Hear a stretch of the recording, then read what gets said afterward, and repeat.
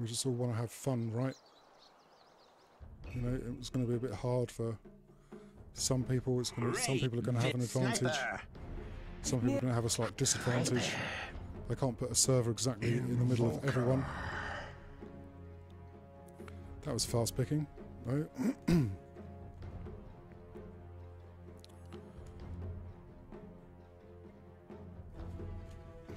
So people have kind of got to, I guess, go with the throws. I mean, we're not actually playing for huge amounts of prize money in this tournament. It's a pride thing, so I don't think we potentially need to be serious about things like this, especially in this round robin phase of the tournament.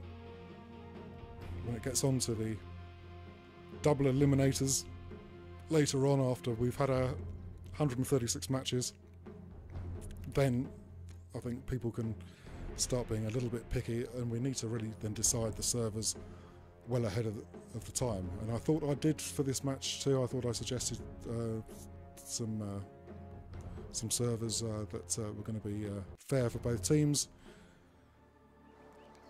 However, not everyone reads my mail, oddly. Prepare yourselves, we're nearly ready. And so, good luck, have fun. Well, let's hope so. Let's hope people ponder on that message and try and realise it.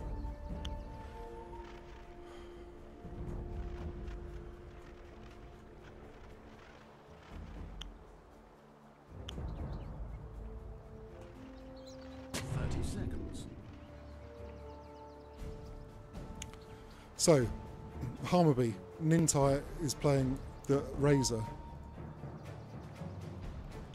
and Shadow Shaman is being played by OL1M, and the whole Radiant team seem to be so it begins. On the verge of their jungle. OL1M seems to be hiding in the trees. And Sniper looks like he's going mid. Sniper mid. What is any of this for? These are the questions. Slightly unusual. Often Sniper's a safe lane carry and protected. However, Taloni's in this game is going straight to mid and facing off against an Invoker. Now, Sniper in the early levels doesn't have that much sustainability, so oftentimes he might seem like a fairly good gank target. In the top lane, John Borderland playing Radiant and playing Radiant excuse me, playing Radiant Viper against the Venomancer. So we have the two snakes battling it off. Against here with their poisons damaging each other. But I think the real action is going to take place down here, where we've got an offensive tri-lane from Team Hammarby against this Marana safety tri-lane. I would expect some early aggression from Hammarby.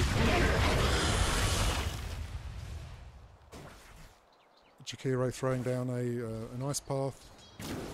Now the ice path spell doesn't have a particularly long duration, 1 second in the early levels, and it kind of builds up to 2.5, is it, in the later levels, 2.2 in the later levels. But still, that sometimes is enough to pause a fight. Invoker and Sniper both doing a little bit of damage to each other. Let's get the last hits and denies up. Sniper seems to be doing quite well in denying Invoker's creeps. Very responsive last hitting on Sniper. Meantime, we still do have some aggression We say no. on the bot lane. Shadow Shaman, I think, eating a tango. Nintai.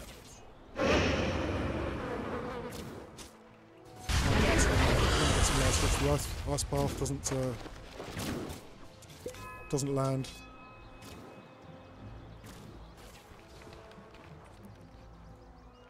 And Undying checking around the back. Now there's a couple of wards here, so they can somewhat see each other's movements around the back of the jungle. I'm not sure why this sentry ward hasn't.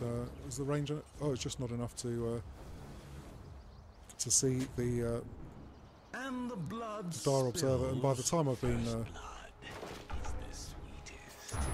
gabbling away about the bottom lane, we have a kill on Viper in the top lane and a revenge Sunstrike from Invoker,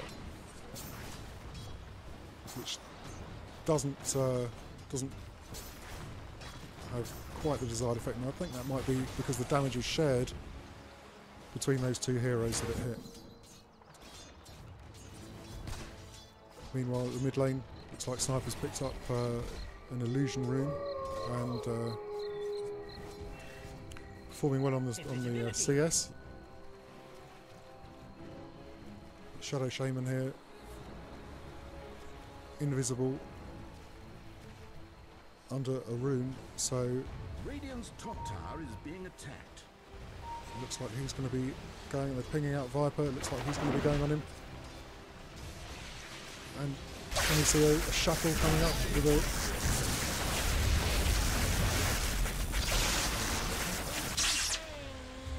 Well, the static link took away Viper's strength, and the shackles took away Viper's mobility, and 2-0 to Hammarby. The server can't be all that bad for them.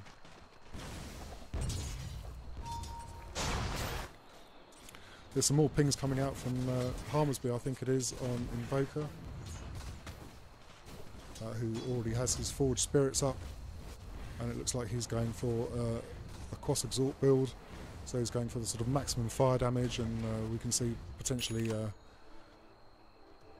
ice paths and Forged Spirits in the early game, and a bonus to his attack damage. 62 plus 39 in 5 minutes of the game is not really to be sniffed at. It makes him quite a formidable last hitter, but he also doesn't have a huge amount of sustainability in the early stages of the game. Sniper staying well back, keeping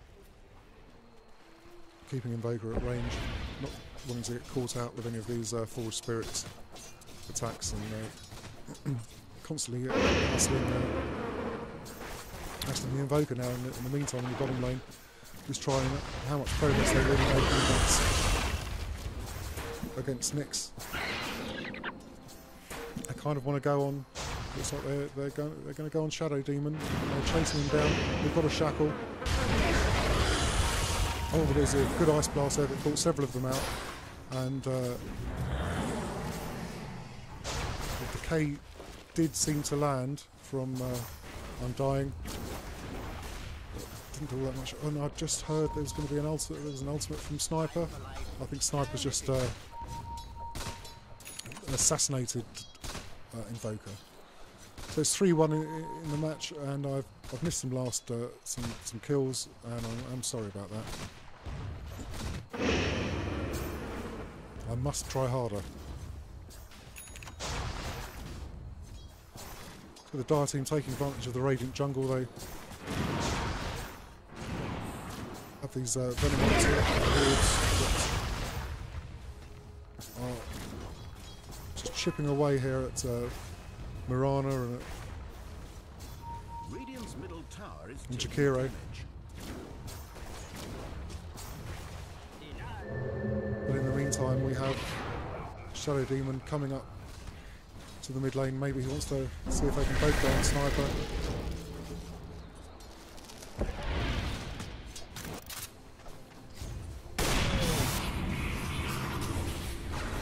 saw that one coming, so it's very well defended against an assassinate there from Shadow Demon, who managed to disrupt Invoker, so he wouldn't take the damage from that assassinate shot.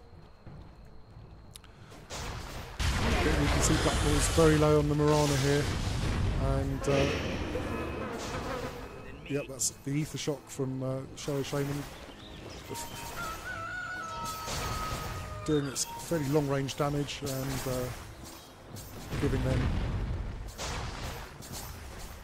the 4-1 advantage. And I think it just pops a clarity. There's always a problem with mana when you're playing Shadow Shaman, because his spells are just so good, you just keep using them all the time.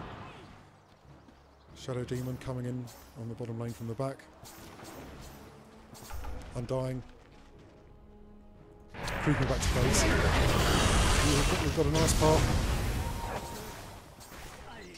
And Shadow Shaman gets blown up there. I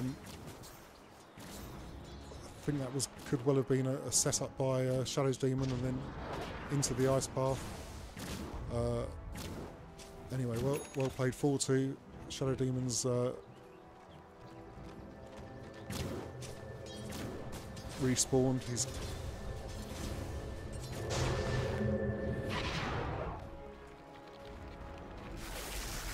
going top now to see what can be done.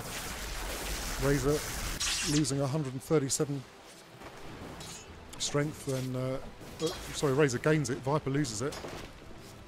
Shadow Shaman waiting around in the back to see whether there's going to be a successful gank attempt, whilst we have Jakiro and Shadow Demon smoked up, looking to do something on Sniper. And so that was a fantastic disruption, then Ice Path and Sunstrike. Very well executed, and Sniper couldn't really hope to come back from that one. Meanwhile, Mirana very low on health. Again, I think these Venomites awards chipping away, and we have Undying chasing after, but Mirana uses her ult, a Moonlight Shadow, to evade and get out of there. Ice Path gets set down. Notice it doesn't do anything to freeze these Plague Wards from Venomancer. Never knew that. And Mirana shoots another arrow. Didn't land, but it was a great attempt. You don't always get all the arrows that you shoot, and you certainly none of the arrows that you never shoot land. And of course that spell is also a fairly low cooldown.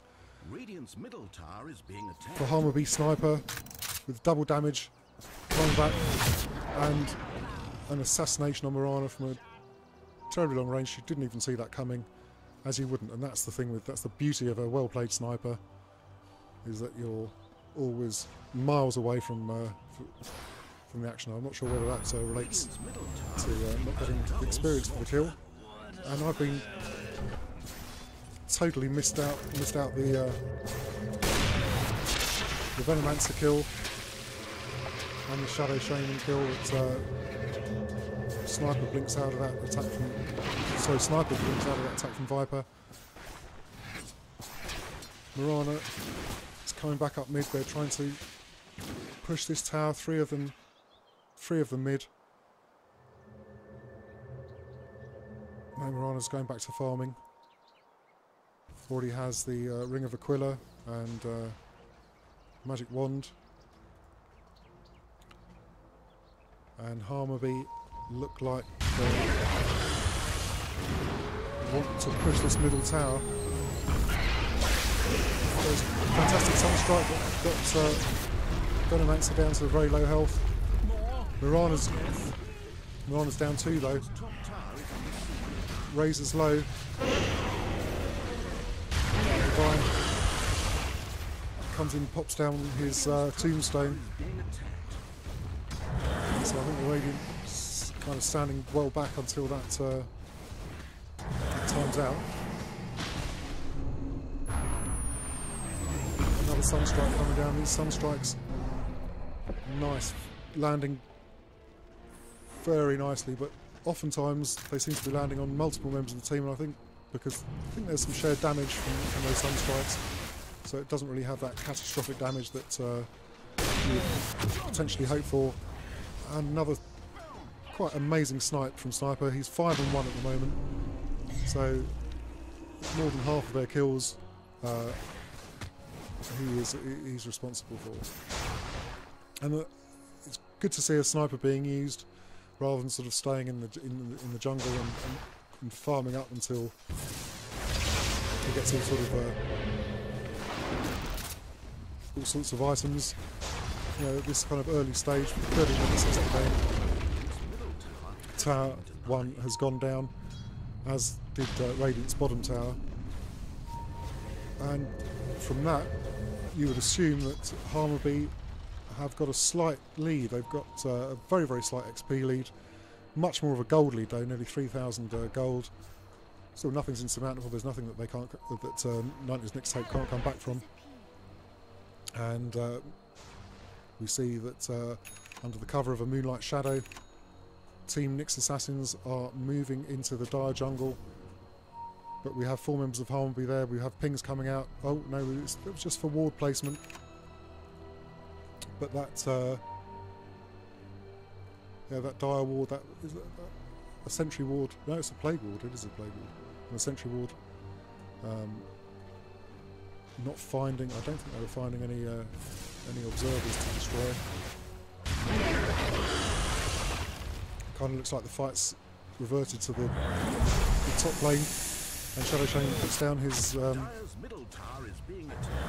serpent wards, and this tower doesn't seem like it's a long for the world, and immediately Razor ports back into mid lane to see off an attack on the mid tower from Invoker, who's now picked up a drums to give him a little bit more sustainability, a little bit more speed.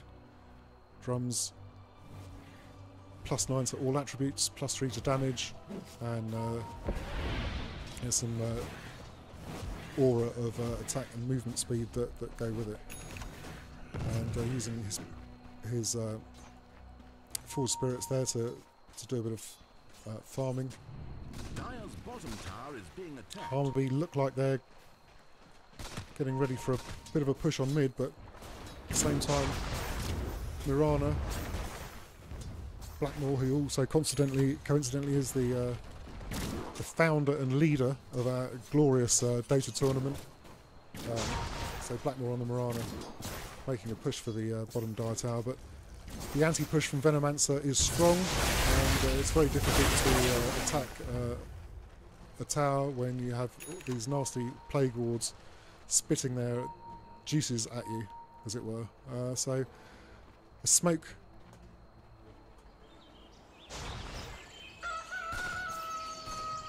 from Talones in the role of Sniper. And so while all the dire are at the bottom, all of the Radiant are kind of going, have just taken the dire middle tower, and they're just going to, it looked like they were going to the top tower, but they're not. They're coming back down to the bottom. They don't want this bottom tower to go down, but the mass serpent wards are here. And will the tower go down? Well, that Sunstrike not quite on par. We have a Smoke Jakiro, fantastic ice path, and a Macropire, which I think took down Venomancer. Undying's low health, Sniper's low, but Jakiro died during that, and Viper got very low down. I'm not sure he's gone. Oh, there he is. So half health of the tower taken down there on the bot lane. And I think a bit of a regrouping is required here. We have some low health heroes. I think they're transporting themselves back into their fountain. Heal up, get ready to go again.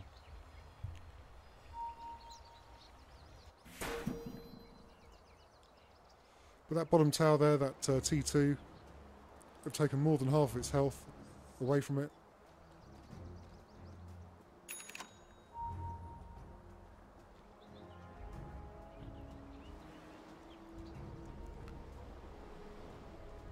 potentially, are we going to see any sort of resignation on farming?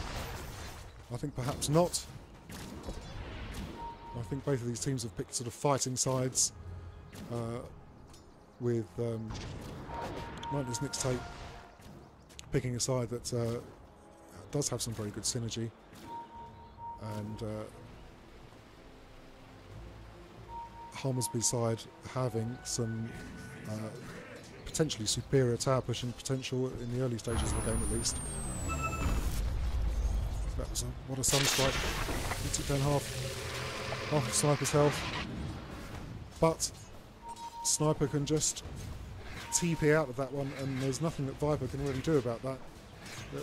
Viper doesn't have any stuns, but we can see there's something happening up here around the Roshan pit. Roshan still hasn't been taken so far as yet this match. An arrow going off, and it just misses third eye on the Venomancer. I do like these perspective arrows. You know, some land, some don't, but you've got to fire them off. There's not too much of a recharge. On at 17 seconds, that's not really too much to speak of. Hammarby, I think, are going to have another go at this bot tower. Does look quite objective based. Are they going to catch out Shadow Demon? Bit of a nice path. And Shadow Demon again disrupts himself to avoid the damage, I think, of the snipe. And now Sniper, with his long range, can take a tower without getting affected by the tower hits.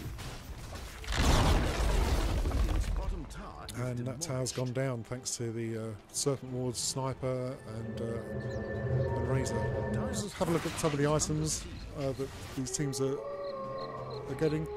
Now, most of the Radiant side seems to have chosen phase boots, and on the Dire team we have a Maelstrom on Sniper, and it looks like we're building a BKB on Invoker perhaps after his drums, and mech on Viper, whereas Mirana seems to have gone for a Yasha to boost her agility stat. Double damage rune here.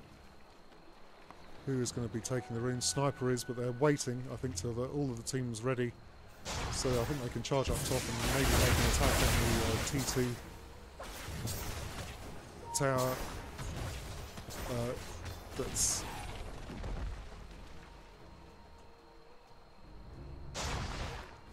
seems to be available for them. And you know, where are 90s Nyxtape? Well, they are in the Roshan pit, and they're just about to get that Aegis of the Immortal, and it looks like it's being picked up on an Invoker, and I think they're going to hurry back here into the top tower. We know that perhaps there's going to be a little bit of time between the Roshan pit and the top tower. Yeah, there's another Sunstrike. Took a little bit of health away from Shadow Shaman, but they got the objective, they got the top tower, and now, as a team, as a 5-man, they're moving in. They're moving into 90s Nyxtape, who have now, under the cover of transparency, and what a fantastic initiation that was. There's a lot going on. Shadow Shaman's gone down, Invoker's gone down, Jakiro's gone down, Viper's gone down, Mirana's very, very low. Invoker, of course, had the Aegis, which popped.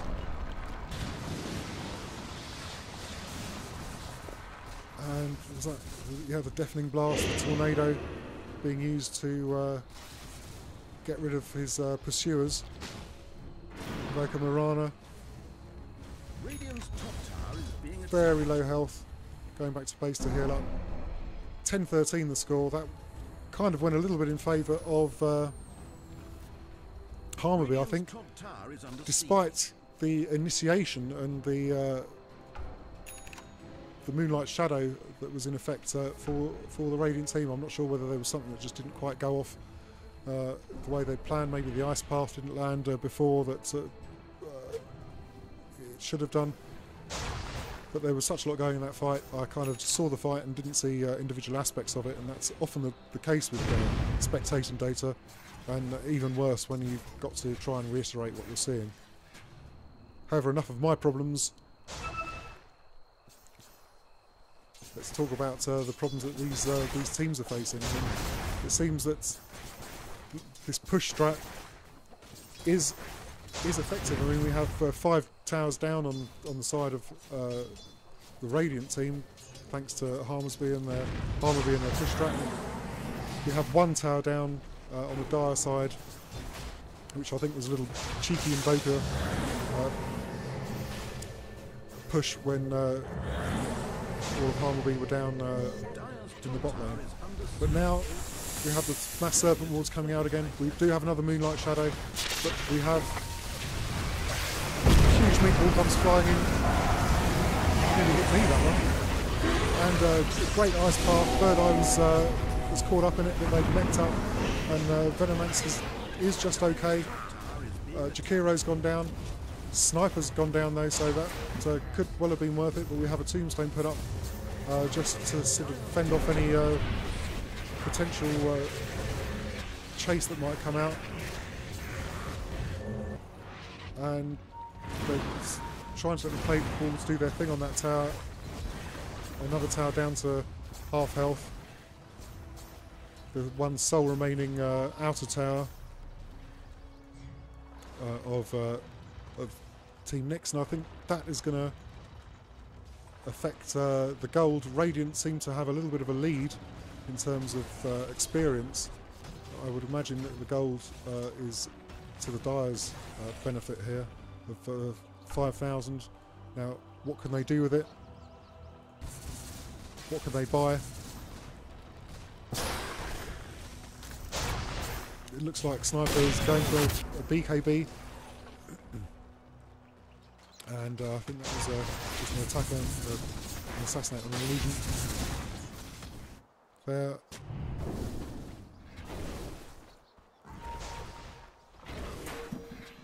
Both of these teams warding very thoroughly. And also attempting to de-ward very thoroughly too.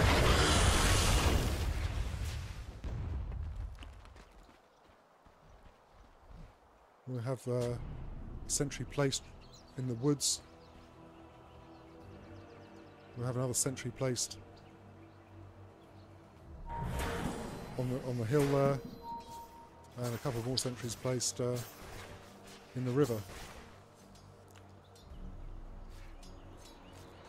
And the Dire team got an observer, Radiant observing out around the Roche pit, and for that bottom rune. I think for the moment we're back to trying to get a little bit more farm on both teams. Mirana with a Yasha and potentially a BKB. That could well be a useful thing to get against a team with quite a bit of magic damage. So I think the Razor's ult is all physical though, yeah. And Razor has got his Aghanim Scepter, which is going to give even more push to Hammarby in terms of getting towers down quick. And also within a team fight, when that ult's popped, it's very difficult to stand in front of Razor and hit him without getting hit back. Now we've got a smoke coming on here for 90s Nyxtape. They're looking for something. They've not found it. Smoke's cleared. Hammarby seem to sense there's some trouble. They're kind of staying by their base. All except for Venomancer, who I think is trying to keep that bottom tower alive, trying to keep that. Yeah, and it's still got quite a bit of health.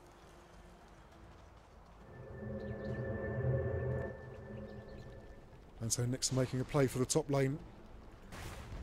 Going to try and take this top tower. Jakiro with his fire and his ice path. Hammarby going around the back. Razor starting his ult, but he's been disrupted. And Murano just getting squashed there on the on backwards. We have Viper down, we have Murano down, we have Jakiro, who was temporarily a chicken just there, and Invoker and Shadow Demon running back to the tower, and they're chased by all 5 of Team Hammarby. Sniper now with his Desolator, getting down those forward spirits. I think actually, do you give, how much money do they give? How much are they worth? I think they are kind of worth it if you can get them. I'm not sure whether you get hurt when you knock them down. Not too sure of the rules here. And that's that Sunstrike really wasn't. It shows you how to stand back. In this game, when you have an Invoker that's is on point with the Sunstrike as he is. The Hammarby are doing a significant amount of damage to this T3, and of course that's the beauty of Sniper. You can just stand there unless you have an Invoker Sunstriking you, as he has done, and Sniper's gone. At the same time, Raze is down too. Invoker's very, very low. Venomancer's attacking, but Undying's died too. We've got 3 down on each side. And 1914. Extraordinary attrition going on in this match. Mirana down to half health, but she's fending off these final few threats on the bottom lane on the base. Meanwhile, Shadow Shaman seems to be running back up mid. And they're pinging out the Roshan. There's still a little bit of time left. There's no Roshan respawn as yet. So we still have about a minute, I think, to go by the Roshan clock. Although it's not entirely clear. Quickly, why don't I just have like a digital watch there instead? A digital clock. Anyway, so Hammarby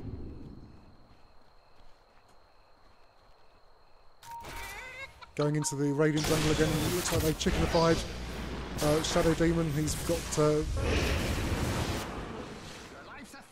Venomous Gale from Venomancer. Am I missing out on some action? Well, anyway, that was a crush on Shadow Demon. He was in the wrong place at the wrong time. The wrong place being his own Radiant jungle. And Radiant don't have wards in this location at the moment. Hammarby do, so they can more or less claim it as their own. Sniper dealing a terrible lot of damage per hit, and plus the armor reduction of the Desolator, and also some of the benefits of the Maelstrom when the other creeps are near anything that he's attacking. Still though, not a huge amount of sustainability in the fight. Roche is up, and it looks like they're going to go. Are we going to see some? Are we going to see some more down from Shadow Shaman? Well, Roshan is now the chicken, and Roshan is going down pretty quick. I think that's because of Shadow Shaman's got his medallion of courage activated, and Roshan's gone down, but there's a smoke up from 90's Nyxtape. Well, is there going to be a fight outside the base? Well, the ice path didn't quite connect, but there seems to be going on. But there's another fight going on up here, and Venomancer mechs himself, I think, and there's a Sunstrike going down, and that hits. So that was kind of fantastic kind of consolation there for not getting the Roche. They got a Sunstrike on an escaping Venomancer. The Sunstrikes have been on point. This is certainly a very well played Invoker.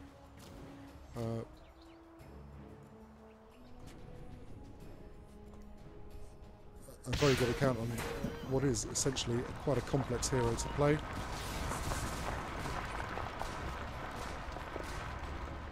Sniper still wanting to farm up, but Sniper does have the Aegis. He has the Desolator, he has the Yasha, he has his Maelstrom. He is going for the damage items, but he also has 3,000 gold, and could potentially soon afford to buy something that might sustain him, or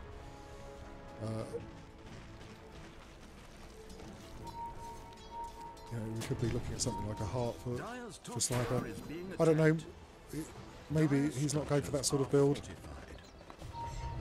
In the meantime, we have a Yasha on Viper, Sunstrike, which just doesn't quite go off, but it's caught up in the Sice path and blown up Snipers. But he wakes up to a Blackcade fire, runs away though, straight away he's on with his Desolator, and he doesn't assassinate, and it looks like we've got 4 down for the Radiant side, and Invoker is running like crazy, being pursued by 4 people from the Dire team. There is no possibility of survival there. I think there was a 5-on-1, even with Invoker and his slippery spells and slippery skills rules to get away. He couldn't evade that 5-man vengeance there from Team Hammarby, and we're now at 25-15, and the towers looks like it may well be going down unless they can defend it. We do have some buybacks that come out, but they've protected their tower now. Protections now run out, and the tower's down, and it looks like the top barracks are going down, and melee looks like it's going down first.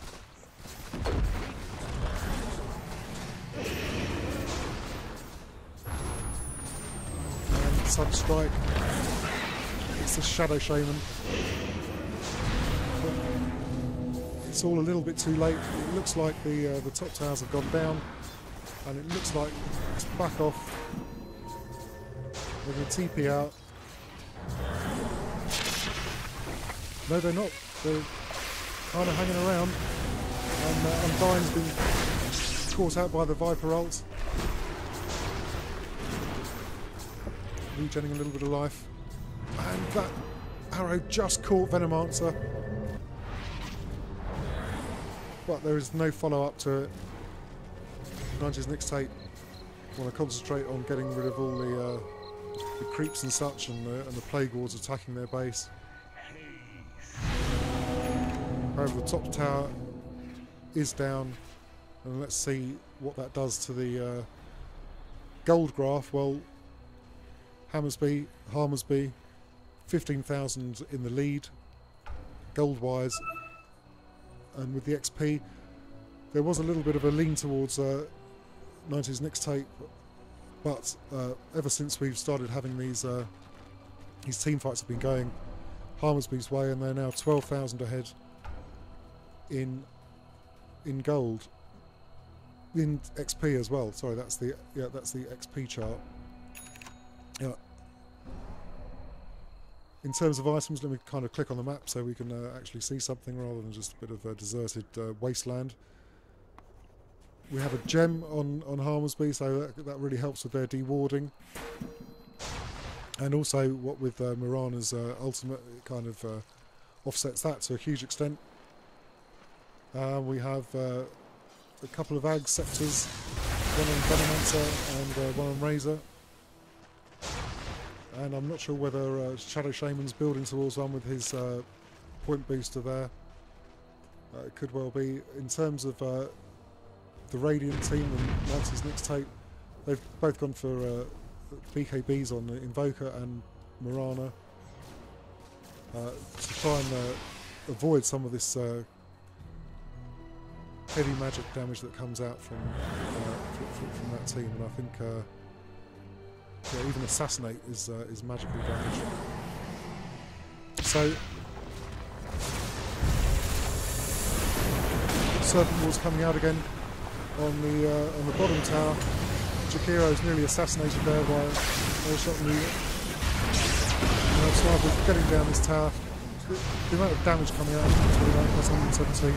That's kind of approaching 250 damage per shot, and he's shooting quite quick because he's now got his Manta style, which ups the agility and also ups the attack speed. And the GG is called from 90s Nyxtape. Hammarby win, and that was kind of a nice match.